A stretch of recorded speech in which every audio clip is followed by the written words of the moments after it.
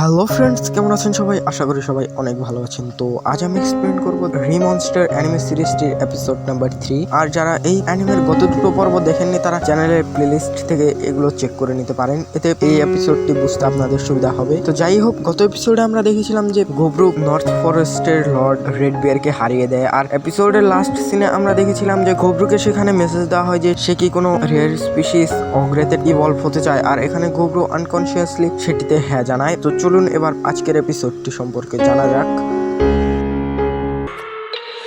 I love everything.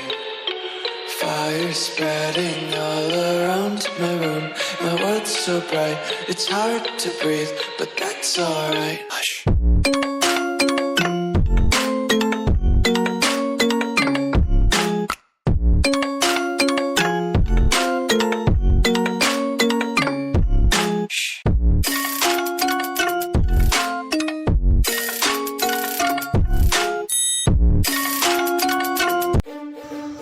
এপিসোডের শুরুতেই আমরা গোব্রুকে দেখতে পাই যে গবলিনদের গুহার সামনে চলে এসেছে, কিন্তু এখানে গোব্রুকে দেখে সকলেই অনেক বেশি ভয় পেয়ে যায়। আর এর কারণ হচ্ছে যে গোব্রু বর্তমানে কোনো গবলিন নেই, সে একটি অগ্রেতে ইভলভ হয়ে গিয়েছে। কিন্তু এর কিছুক্ষণ পরে গোব্রু এখানে এদেরকে এটি বোঝাতে সক্ষম হয় যে সেই হচ্ছে তাদের গোব্রু। আর এর পরের সিনে আমরা দেখতে পাই যে গভমি এবং সেই লাল চুলের মেয়েটি গোব্রুর পিছু করছে, যেটি দেখে গোব্রু বলে এরা আমার পিছু কেন করছে, আমি তো কাপড় বদলাবো, কিন্তু এদের জন্য তো আমি এটিও করতে পারছি না। আর এরপর গোব্রু সে সকল হিউম্যান মহিলাদের কাছে যায় যেখানে এরা গোব্রুকে দেখে অনেক বেশি ভয় পেয়ে যায়, কিন্তু গোব্রু এদেরকেও বোঝাতে সক্ষম হয় যে সে হচ্ছে গোব্রু। আর গোব্রুর এই বডি দেখে তারা সকলে অনেক বেশি খুশি হয়, কিন্তু তখন গভমি গোব্রুকে চিমটি কাটতে থাকে। এরপরের সিনে আমরা গোব্রুকে দেখতে পাই যে সেখানে সেই স্মিথ মেয়েটির কাছে গিয়েছিল, আর এখানে সেই স্মিথ গোব্রুর হাতের সেই অস্ত্রটি দেখে গোব্রুকে বলে, আমি ভেবেছিলাম যে আমি তোমাকে কোনোভাবে সাহায্য করতে পারবো না, কিন্তু তুমি এই অস্ত্রটি দিয়ে সেই লর্ডটিকে হারিয়েছো, তার মানে আমি সত্যি তোমার কোনো কাজে লেগেছি। আর এরপর সেই মেয়েটি বলে, তুমি একটু দাঁড়াও, আমি তোমার জন্য একটি নতুন ছুরি বানিয়েছি, তাও আবার স্পিরিট স্টোন ব্যবহার করে। আর এটি দেখে গোব্রু সে মেয়েটিকে বলে, বাহ, তুমি তো অনেক দারুণ কাজ করেছো। আর এই বলে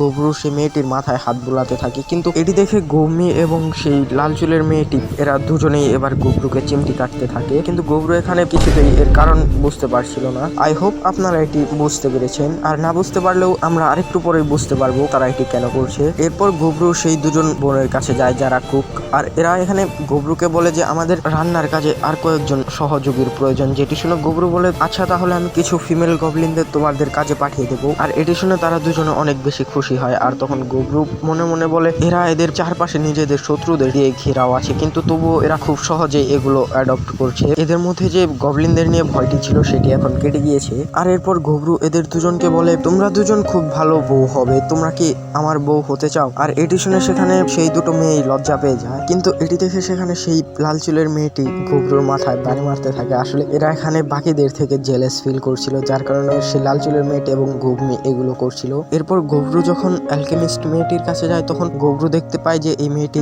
একটি বিষ বানিয়েছিল, যেটি দেখে গোব্রু বলে যে তুমি এটি কেন করেছিলে? তো এটি শুনে সেই মেয়েটি গোব্রুকে বলে, আমি এই গুহার বাকি সকল গবলিনদের উপর বিশ্বাস করতে পারিনি যে এরাও তোমার মতোই হবে, আর এজন্য আমি শুধু এটি সেফটির জন্য বানিয়েছিলাম, কিন্তু এখন আমার আর এগুলোর প্রয়োজন নেই। আমি বুঝতে পেরে গিয়েছি যে এরা কেউ আমাদের কোনো ক্ষতি করবে না। তখনই গোব্রু হঠাৎ করে সেই অ্যালকেমিস্ট মেয়েটিকে নিজের কোলে তুলে নেয় আর তার সাথে খেলতে থাকে, কিন্তু এটি দেখে গভমি এবং সেই লাল চুলের মেয়েটি অনেক বেশি রেগে যায়। আর অবস্থা বুঝতে পেরে গোব্রু এরপর এদের দুজনকেও নিজের কোলে তুলে নেয়, আর এটি সত্যি একটি দারুণ মোমেন্ট ছিল। তো যাই হোক, এরপরের সিনে আমরা দেখতে পাই যে গোব্রু এখানে বাকি গবলিনদের সাথে লড়াই করে ট্রেনিং করছিল, কিন্তু কোনো গবলিনই গোব্রুর সামনে বেশিক্ষণ টিকতে পারছিল না, এমনকি গোপকিচিও এখন গোব্রুর সামনে টিকতে পারছিল না, যার কারণে গোব্রুর ট্রেনিংও অত ভালো মতো হচ্ছিল না। আর এরপর গোব্রু এদের সকলকে হিল করতে থাকে। গোব্রু আমাদেরকে বলে যে গভমি হোপসাতোর সাথে মিলে অনেক ভালো শিকার করতে পারে, আর গভি তো এখন স্পিরিট স্টোনকে খোদাই করাকে নিজের একটি হবি বানিয়ে নিয়েছে। আর এরপর আমরা গোব্রুকে দেখতে পাই যে এখানে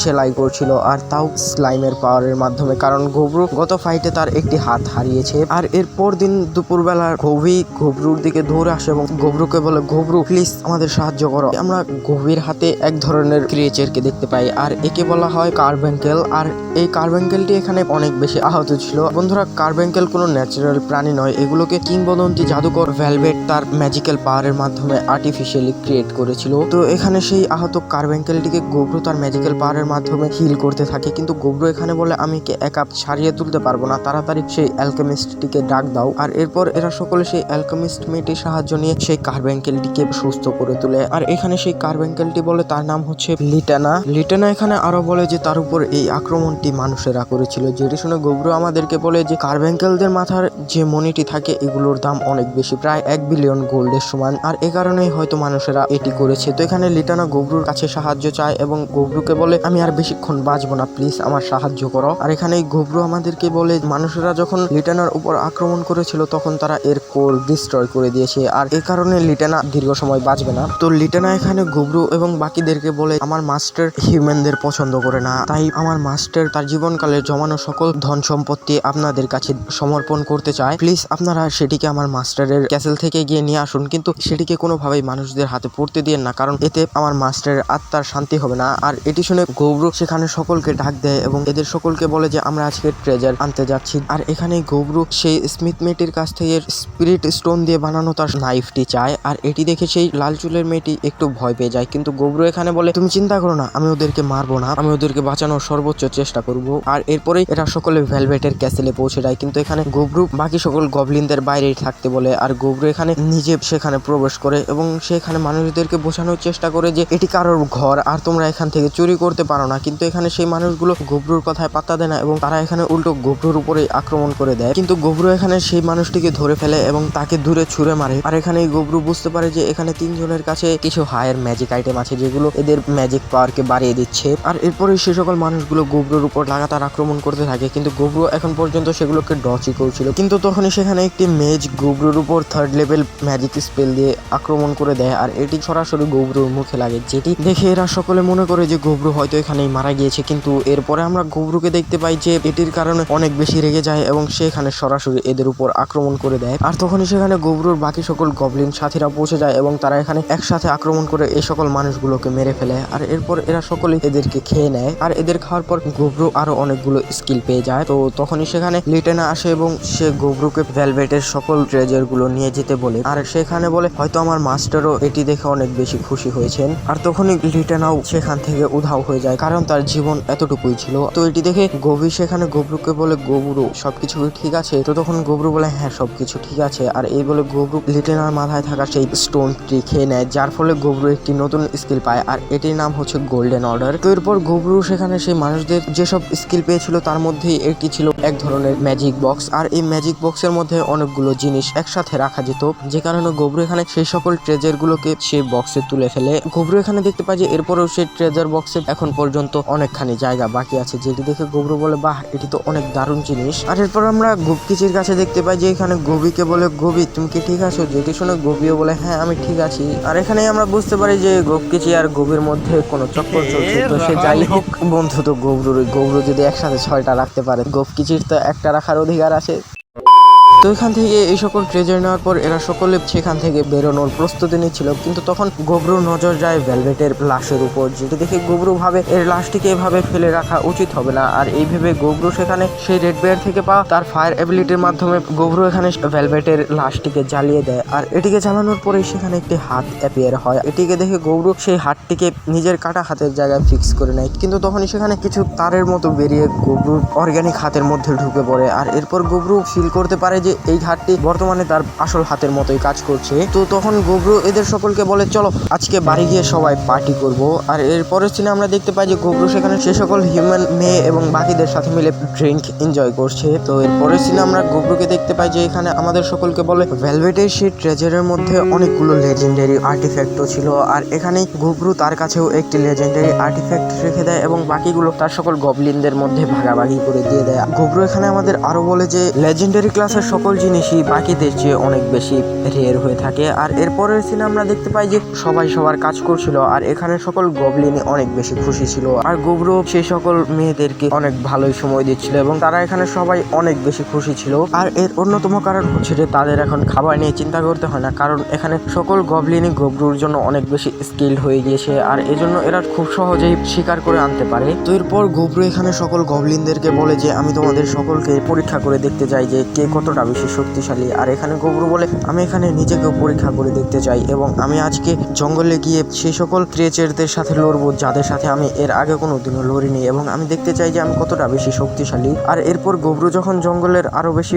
গভীরে যায় তখন গব্রু সবার প্রথমে একটি গোল্ডেন স্পাইডারকে মারে আর এটিকে মারার ফলে গব্রু এখানে দুটি স্কিল পায়। একটি হচ্ছে গোল্ডেন ওয়েব, যার ফলে গব্রুর সেই ওয়েবগুলো এখন গোল্ডেন কালারে রূপান্তরিত হয়ে গিয়েছে। আর এই ওয়েবগুলোর আরো একটি বিশেষত্ব আছে যেটি আপনারা এপিসোডের লাস্টে গিয়ে জানতে পারবেন। তো যাই হোক, এখানে গব্রু যে আরেকটি স্কিল পেয়েছিল সেটি হচ্ছে সেই স্পাইডারটির গোল্ডেন শেল। আর এরপর গব্রু জঙ্গলের আরো বেশি গভীরে চলে যায় আর এখানেই গব্রু বিশেষ এক ধরনের গাছের কাছে পৌঁছে যায় আর এই গাছের কাছে পৌঁছার সাথে সাথে গব্রুর গপচির বলা একটি কথা মনে পড়ে, যেখানে গব্রু গপচিকে বলেছিল যে জঙ্গলের গভীরে এক ধরনের স্পেশাল স্পিসিস পাওয়া যায় আর এরা অন্যান্য ইন্টেলিজেন্ট স্পিসিসের নিউট্রিশন খেয়ে বেঁচে থাকে। আর এখানে গপচি আরো বলে যে এরা শুধুমাত্র মেলদেরই টার্গেট করে, এর কারণ হচ্ছে যে এ সকল স্পিসিসে কোনো মেল নেই, শুধুমাত্র এরা ফিমেল আর এরা অনেক বেশি সুন্দর হয়ে থাকে। আর বন্ধুরা, এদের নিউট্রিশন খাওয়ার পদ্ধতিটাও বেশ ইউনিক। আর এখানে গপচি গব্রুকে বলে আমিও এদের সাথে জীবনে একবার দেখা করতে চাই, লুচ্চা বুইরা।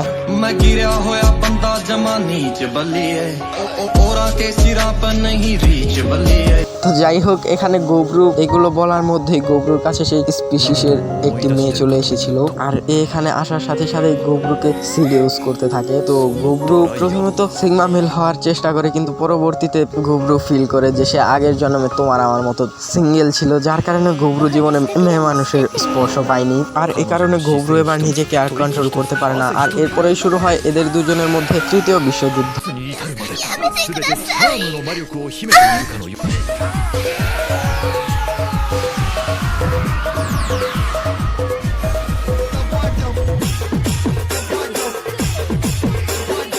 আর এখানে গব্রু এবং সেই মেয়েটি মিলে অনেকক্ষণ যুদ্ধ করার পর এদের দুজনেরই এনার্জি সেখানে শেষ হয়ে যায় আর সেই মেয়েটিও গব্রুর কাছ থেকে নিউট্রিশন খেয়ে অনেক বেশি খুশি হয়। সেখানে গব্রুর যুদ্ধের স্কিল দেখে সেই মেয়েটি গব্রুকে বলে আবার এখানে এসো।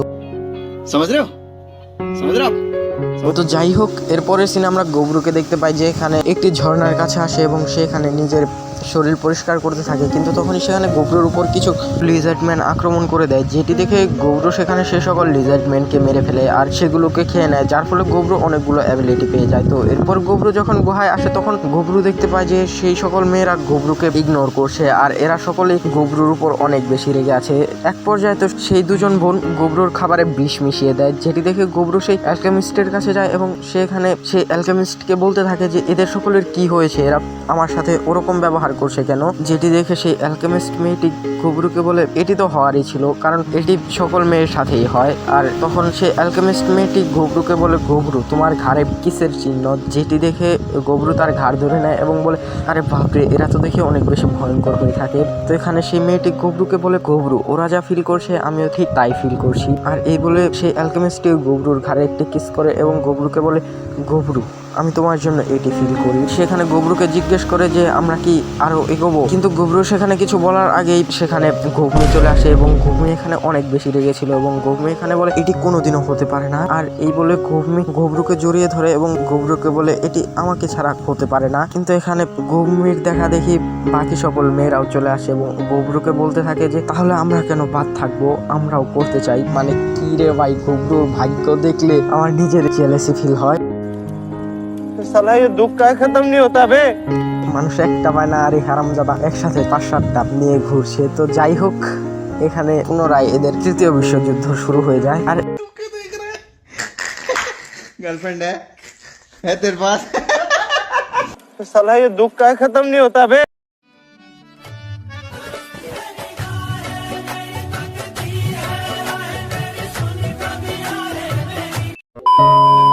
এরপরেই আমরা দেখতে পাই যে গবরু তার রুমের চারপাশে তার সেই গোল্ডেন ওয়েব দিয়ে কভার করে ফেলেছে। আর বন্ধুরা, আমি বলেছিলাম না যে গোল্ডেন ওয়েবের আরো একটি উপকারিতা আছে, আর সেটি হচ্ছে যে এই ওয়েব দিয়ে কোনো কিছু কভার করলে সেটির ভেতর থেকে কোনো আওয়াজ বাইরে যায় না, আর বাইরে থেকে কোনো আওয়াজ ভেতরে যায় না। আর এরপরেই গবরু এদের সকলকে বলে, তোমরা কোনো চিন্তা করো না, এরপর যা কিছু হবে সবকিছুর দায়িত্ব আমি নেব। এর সাথে আজকের এই এপিসোডটি এখানেই শেষ হয়। তো বন্ধুরা, এপিসোড কেমন লাগলো সেটি কমেন্টে জানাবেন, আর রিমনস্টারের বাকি সকল এপিসোডগুলো দেখার জন্য চ্যানেলটিকে সাবস্ক্রাইব করে রাখবেন। তো পুনরায় দেখা হবে রিমনস্টারের অন্য কোনো ভিডিওতে, ততক্ষণের জন্য বাই।